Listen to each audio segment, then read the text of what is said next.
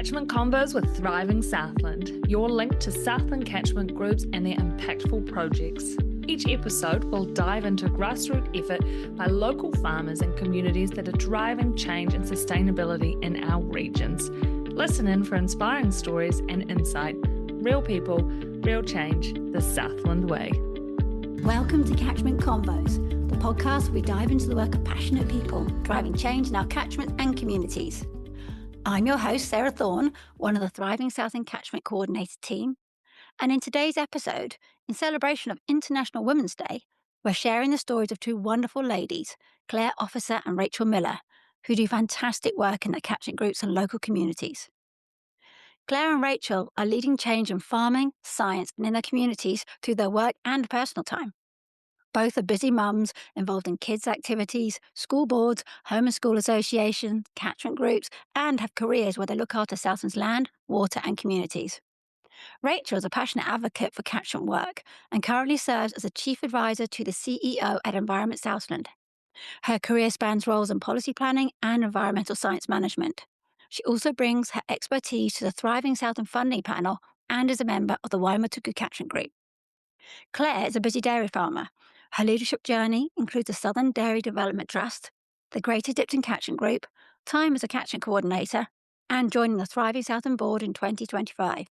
She is passionate about supporting and encouraging young people in farming, particularly young women. Together, these ladies represent the heart of Southland's communities, balancing family, farming, and forward-thinking strategies for a thriving future. So, let's hear their stories and explore what leadership looks like in the paddock, the boardroom, and beyond. Welcome to Catchment Convos, Rachael and Clare. It's lovely to have you on our podcast today. Part of the inspiration behind this podcast was International Women's Day, and we wanted to showcase the efforts of some of the wonderful ladies involved in our Southland Catchment Group community and share their stories and help inspire future leaders. Now, I've known both of you for many years, and I think you are perfect for today's episode. So would you like to introduce yourself to our listeners and tell us a bit about why you do what you do? I'm Rachael Millar, also known as Rachael Strang. I am a Southlander born and bred, grew up on a sheep farm in central Southland, a wee place called Browns. And if you'd asked me when I was 18 and heading off to Lincoln University what I was going to be doing in 20 years' time, I certainly wouldn't have imagined that I was going to be a sheep farmer still, on a separate farm in central Southland, along with having two wonderful children and working at Environment Southland, the regional council. It wasn't where I thought I was headed, but that is where I am now. I've worked at Environment Southland for over 20 years now in a number of roles across the policy and planning teams, the science teams, strategy. And I'm currently the chief advisor at Environment Southland. So I work right across the organisation, supporting the chief executive and the council. That's my role there. And it's a great fit, actually. I'm really passionate about the outdoors, about community, and really just love connecting people and ideas and working together on hard problems. Thanks, Sarah, for that lovely intro. I'm Clare. I'm a dairy and beef farmer with my husband, John, at Centre Bush in central Southland. We've got 4 teenage children, which makes home time fun sometimes. Originally from the UK, we moved over here 20 years ago. I grew up on a family dairy farm in a rural community. And I think being part of the community and volunteering is in my blood. My grandparents and my parents were all very involved in local church and WI, parish council, all those sorts of things. So it just comes naturally to me to sort of get involved in it and move into the other side of the world. It's a great way to meet people and get involved. Been a dairy farmer all my life and done a few other roles on the side, but just love rural community farming and being a food producer. I think that's lovely, ladies. I mean, you're right. It's all about connection and communities, isn't it? And how often our parents have inspired us, and we get to pass that on to our children, which I know is hugely important to you guys too. So could you possibly tell us about some of the projects or initiatives that you may be currently involved with, or one that you've loved in your past, where you've made a real difference to our community and environment? I think being involved with Thriving Southland has been such a thrill, really, and such a privilege because it's an inspiring space to work in. I started off being part of the Dipton Catchment Group, again, just wanting to get involved in the community and take on projects that interested me, and then was lucky enough to be a catchment coordinator for a couple of years and be involved in lots of projects across lots of different groups. I just find it such an inspiring, positive collaborative environment to work in. And I always come home buzzing when I've been involved in any of those things. So that's been a highlight for me. And through that, then I've got involved in other projects. So one thing often leads to another and things spin out from there. Thanks, Claire. And you, Rachel? Yeah, it's interesting that talking about people that inspired us. I was really lucky. I used to have been with Environment Southland a few years, but I had a whole lot of senior leaders who were very encouraging of collaborative processes and involving lots of people. So we came up with really practical outcomes. And we had an approach from Penny Nelson, who was with Dairy New Zealand at the time. And she brought together a whole lot of us from the council, but from the dairy sector more broadly, to do some work about farm dairy effluent. It was a few months, the journey, and we lots of differing opinions, lots of different views.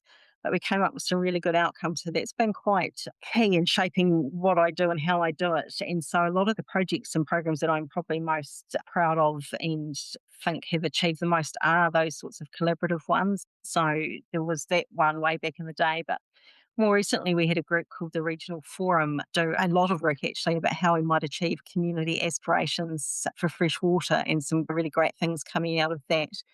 And it's really nice to see how it all connects through. So Claire was talking about Thriving Southland. The regional report came out with some advice, and one of the things was to focus in on wetlands. And not long after that, Thriving Southland just spoke to Environment Southland about getting a new fund set up for wetland creation and restoration. And now sitting on the Thriving Southland funding panel, I'm getting to see in action going out to properties and catchment groups to put wetlands in on the ground. So yeah, just those sorts of projects and programs are fascinating. It's amazing the people we meet along the way, isn't it? And how we end up working together. And I think that's a real strength of all the jobs that we do, where we're in contact with so many people, we can connect them. And we can go, oh, yeah, we know someone who can help here. So I know you're both really busy ladies, juggling many, many things. But do you have any top tips for women who are considering careers in agriculture or environmental science? For me, I think it's just really important to do something that you love and do something that you're passionate about, because that's where you get the enjoyment from. Believe in yourself. I think sometimes as a woman, you have children and you're sort of out of the workplace, that you sometimes think you haven't got anything to offer. But we've all got so many transferable skills, whether that be from being a parent, from the farm. So put yourself out there and find what your passion is, and don't be afraid to ask people for help or to mentor you. But yeah, just do something that you love. I think that's my key message, wherever that may lead you. That's lovely, Claire. I really agree with that. Makes every day fun, doesn't it? Yeah, that's right. I don't feel like I'm going back to work on a Monday. I'm just going back to do something that I enjoy. And for me, I think that's some of the reason why I've taken on different roles, because I can get a bit bored if I'm just doing the same thing all the time. So I like to have some new challenges along the way.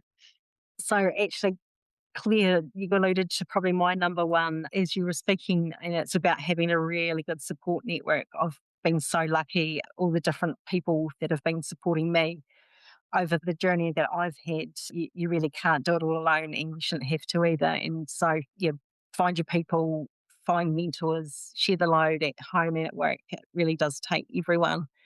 And I've been very lucky actually in the last 12 months, done the Agri Woman Development Trust Escalator program, and I've done some of their courses previously, and I would so recommend them. But I've got a new tribe, if you like, of people that I did the course with, and I actually did ask them this question. It's something we discussed, and I think we all felt that support network was really key. A couple of other ones, I think it's important to invest in yourself and to seek out new information and learning, be a sponge if you like, and put the time and if you can, add some money into your growth. Both agriculture and the environmental management space are changing constantly, so important to stay curious and keep relevant, etc. And probably the last one, and it's funny, I know, Claire, we were messaging before the podcast about doing something that puts us out of our comfort zone and perhaps feeling that imposter syndrome. I think you're getting comfortable with being uncomfortable, if you like. It's the place we grow and learn. So lean into it. It can be pretty challenging sometimes. The world, as we know it, can be a bit unsettled. And so just lean into that discomfort and remember you're more capable than you think. Oh, again, I love that as well. My latest thing is thinking about my goals for the year, and I've written them in the front of my diary or my notebook, and it's the first thing I see, and it just brings me back down to earth, and this is why I'm here, and I love it. So, you guys have done so much through sports and schools and work and catchment groups, but what achievements are you most proud of? We're not very good at being proud of things or remembering the things we did that were exciting. But yeah, proud of my family and the business we've grown starting from scratch in New Zealand. Proud of just being a farmer and a food producer, a custodian of land, and part of a fantastic community, I think. All those things bring me great joy. Yeah, for me, I guess what I get quite excited about is the amount of knowledge and energy we have in our region. I was thinking actually about Environment Southland and all of the science and information we have and that strong foundation of understanding our region, but also the community as well. I was thinking about our farm. We've been lucky to have Lincoln University doing some research on the farm and all that knowledge we have and what that might mean for us in future. But there's all these cool little pockets of things happening right across the region. Thriving is a great example of where there's exciting new things happening and that they're not always visible to lots of people. So shining the light on some of those things that are happening and getting them out for others to see as well and to get ideas from, when we can do that, that's where I think, we've really achieved something. That's special, Rachel. Along the way, have you faced any challenges you feel comfortable sharing with us today? Not got any specific ones, Sarah, but I think we always face challenges along the way. That's the nature of life. There's always going to be hurdles and roadblocks or things don't go to plan.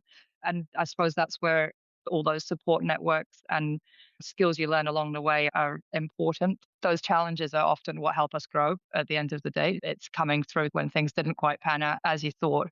And there where the learning is. If everything went smoothly all the time, we probably wouldn't be the people we are today, would we?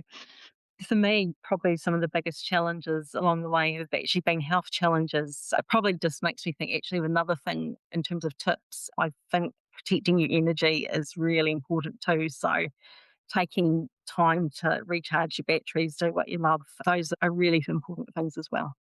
It just brings me back that thought. It takes a village to Oh, do yeah. everything we do. It's like Saturday sport, for example. I've got 4 kids in 4 different places, but there's people in the same situation and you just help each other out. And like I said, yeah, it takes a village to get everything done.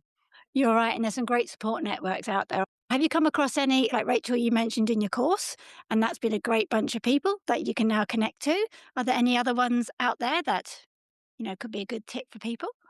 Actually, another one I came across just the last year is one called Women in Agribusiness. So that's a local group that meets, and that's been really great. I was also really interested in quite a lot of what was coming through in the Southland Business Chamber. They've got a great range of courses, including some leadership courses, and it's another way to connect with people locally. So, like Rachel, I've done stuff with Agri Women's Development Trust and Escalators on my list to do, but also with the Chamber, I've done a couple of courses with them. And it's great because you're mixing across different industries. So, it's cool to get different perspectives on what's going on when you do some of those courses. That's so exciting. So, what's next for both of you? So for me, it's a really fascinating time to be in local government where I'm going through a period of significant reform. So both the Resource Management Act, or just some new legislation coming through to replace that, but also local government itself. There's a proposal out to streamline local government that's been consulted on, and we're expecting quite a lot of change over the coming months. So, yeah, excited to be part of, I guess, a completely different way of doing things potentially, and to, I guess, help make sure that that works for Southland and our region, and that we keep all the good things and find out some of the things that aren't working perhaps so well for us. That's amazing, Rachel. How about you, Claire? For me, it's just to keep getting involved in different projects as they come along. Slightly going to be in a different phase as my last one leaves primary school in the next couple of years and move on to high school. But at the other end, we've got one going to university. So I'm sure there'll be plenty of things that pop up through that. But yeah, just keep growing myself and the business. And like I alluded to before, I'd love to do maybe an escalator course or a Kellogg's, something along those lines is sort of on my radar, but probably just a bit too busy at the moment to take that on. So just waiting for the right time to do that once the kids are sort of a little bit more independent. I think you'd be amazing at that, Claire, and you could come back and do a presentation to the catchment group or something. I was just going to second that and say, Claire, I waited quite a few years, and yeah, it's so worth it when you do get there. Thank you. And timing's everything, isn't it? As Rachel said, you've got to look after yourself and it's got to fit in. So the final question I have for you today is the opportunity to add anything else. I think we've covered like a great range of things, but I just think get out there and back yourself and don't be afraid to put your hand up. Just start somewhere and get out there, because rural communities don't survive without people putting their hands up and supporting each other and taking on some of the jobs. So whatever that is, just get out there and you always get more back than what you put in. So I think the rewards you get are of tenfold what you put in. Yeah, I absolutely agree with that, Claire. And I was just thinking too that you just need to do what works for you and not be comparing yourself to what somebody else is doing. Don't feel guilty for wanting something different to somebody else. We all contribute in different ways. So like Claire said, put yourself out there, but do it in the way that works for you. Thank you so much for joining me today and sharing your stories, experiences, and advice. I think you're both amazing ladies, and I hope this podcast has inspired some of our listeners to think about how they can help their local communities and maybe even become our future leaders. Because we need people to help keep our communities and their groups thriving. And I think it's all part of what makes Southland such a great place to live. And that's a wrap for another episode of Catchment Convos, brought to you by Thriving Southland.